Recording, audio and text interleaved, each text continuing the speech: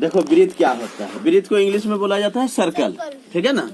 तो वृत्त गोलाकार घेरा होता है, ठीक है ना। क्या होता है, बिल्कुल गोलाकार घेरा, जिसका केंद्र से, ये बीच बिंदु को क्या बोलते हैं, केंद्र, केंद्र से परिधि के बीच हर बिंदु पर दूरी समान रहता है। यानी यहाँ से यहाँ अगर 5 सेंटीमीटर है, समझ रहा है ना, तो इधर भी कितना हो जाएगा 5 सेंटीमीटर, इधर भी कितना हो जाएगा 5 सेंटीमीटर, ठीक है ना। तो वृत्त के केंद्र से परिधि के बीच दूरी हर बिंदु पर क्या होता है, समान। समझा कि नहीं। तो वृत्त को कैसे परिभाषित करेंगे, वह गोलाकार आकृति जिसके केंद्र से परिधि के बीच दूरी हर बिंदु पर बराबर हो, उन्हें वृत्त कहा जाता है। समझा रहे। तो इसको कैसे लिखेंगे, वह गोलाकार आकृति जिसके केंद्र से परिधि के बीच दूरी हर बिंदु पर बराबर हो, उन्हें वृत्त कहा जाता है। समझ में आया चित्र के माध्यम से। देखो ये क्या है, केंद्र, ये सब अलग अलग बिंदु ले लिए, ठीक है। मान लो ये ए है, ये बी है, ये सी है, तो हर बिंदु पर कितना है 5 सेंटीमीटर करके है, यानी हर बिंदु पर दूरी क्या है, बराबर है, ठीक है। उसके बाद रहेगा वृत्त का केंद्र क्या है, तो वृत्त के बीचों बीच के भाग को, है ना, या बिंदु को वृत्त का केंद्र कहा जाता है, और वृत्त के केंद्र को ओ से सूचित किया जाता है। दूसरा देखो, वृत्त का केंद्र क्या है, वृत्त का केंद्र क्या है, तो क्या होगा रे, वृत्त के बीचों बीच के भाग को वृत्त का केंद्र कहा जाता है। वृत्त के बीचों बीच के भाग को वृत्त का केंद्र कहा जाता है। चित्र में बिंदु ओ, देखो बीच में है ना, ओ वृत्त का केंद्र है, ठीक है ना। उसके बाद आता है जीवा, ठीक है ना। जीवा क्या होता है, तो देखो ये सब क्या होता है, जीवा, क्या हो गया, जीवा। और जो वृत्त के केंद्र से होकर गुजरती है वो भी जीवा होता है, ठीक है ना, लेकिन वो सबसे बड़ा जीवा होता है, ठीक है। और उसको क्या बोला जाता है, वृत्त का व्यास। क्या बोला जाता है, वृत्त का व्यास। तो देखो सब वृत्त का व्यास नहीं होगा, एक होगा, इसमें जो हम जीवा खींचे ना, जो केंद्र से होकर गुजरेगा, ठीक है, वही वृत्त का व्यास होगा। तो वृत्त का व्यास सबसे बड़ा हो जाएगा, क्योंकि बीचों बीच से होकर गुजरता है ना।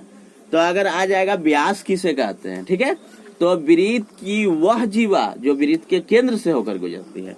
देखो केंद्र से होकर गुजर रहा है कि नहीं, उसको क्या कहेंगे, वृत्त की व्यास, ठीक है। और वृत्त का व्यास वृत्त की सबसे बड़ी जीवा होती है। समझा कि नहीं। वृत्त का व्यास क्या है,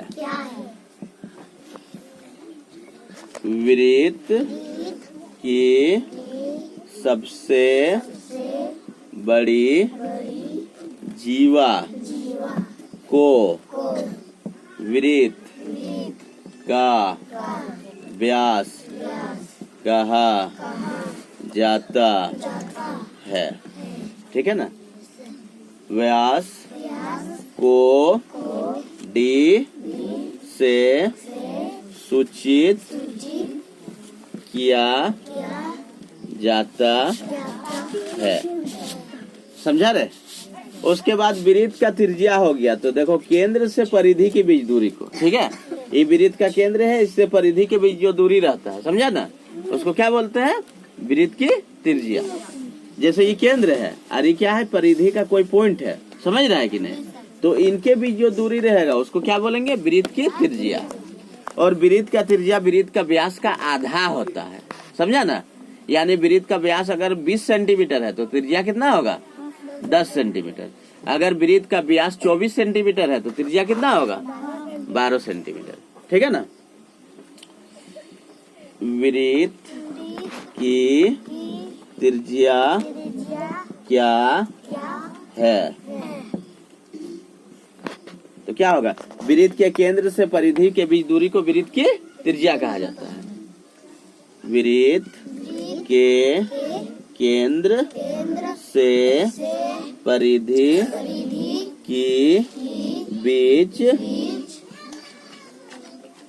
यहाँ के लिखेगा, के बीच दूरी को वृत्त की त्रिज्या कहा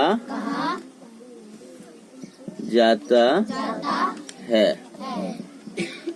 इन्हें आर, स्मॉल आर लिख, आर से सूचित किया जाता है, समझा ना। वृत्त के व्यास को डी से सूचित किया जाता है और वृत्त की त्रिज्या को आर से। वृत्त के व्यास को इंग्लिश में डायमीटर बोला जाता है, ठीक है ना, इसलिए डी से सूचित किया जाता है। और त्रिज्या को रेडियस, समझा ना, इसलिए आर से। समझ रहा है ना। डायमीटर का पहला वर्ड क्या आ रहा है डी, इसलिए उसको डी से सूचित करेंगे। और रेडियस का पहला वर्ड क्या आता है आर, इसलिए उसको आर से सूचित करेंगे, समझा कि नहीं। उसके बाद क्या लिखना है, वृत्त की त्रिज्या वृत्त के व्यास का आधा होता है, समझा कि नहीं। इसको आगे लिखाते हैं, वृत्त की व्यास और त्रिज्या के बीच क्या संबंध होता है। तो देखो हम क्या बताएं अभी, आर जो होता है वो डी का आधा होता है, तो डी बटा 2 कर सकते हैं, है ना। या फिर देखो इसको क्रॉस गुना करेंगे तो 2 इंटू आर हो जाएगा, होगा या नहीं। तो क्या हो जाएगा 2r इक्वल टू डी, यानी डी बराबर क्या हो गया 2r, ठीक है।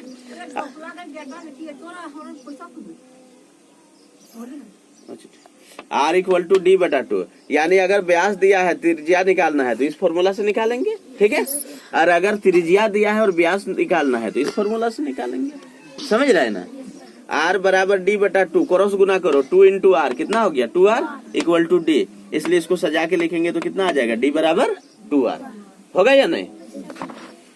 देखो वृत्त की परिमाप का सूत्र लिखे। अच्छा, वृत्त का परिमाप किसको बोलते हैं, वृत्त के चारों ओर गोलाकार घेरा को, समझ रहा है ना। वृत्त के चारों ओर गोलाकार घेरा को क्या बोला जाता है, वृत्त का परिमाप। तो यहाँ वृत्त का परिमाप का सूत्र लिखना है, तो क्या हो जाएगा, वृत्त का परिमाप, इसको परिधि भी बोला जाता है, क्या परिधि, क्या होता है 2 पाई आर, समझा ना रे। और वृत्त के परिमाप को सी से सूचित किया जाता है, किससे, इसलिए हम इसको डायरेक्ट लिख सकते हैं सी बराबर 2 पाई आर, समझा ना। सी बराबर क्या होगा 2 पाई आर।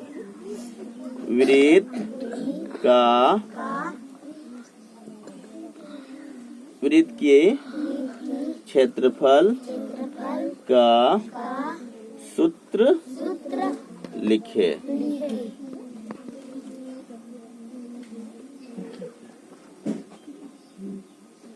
वृत्त का क्षेत्रफल बराबर पाई आर स्क्वायर, क्या होता है पाई आर स्क्वायर, समझा कि नहीं। ये सब याद करना है।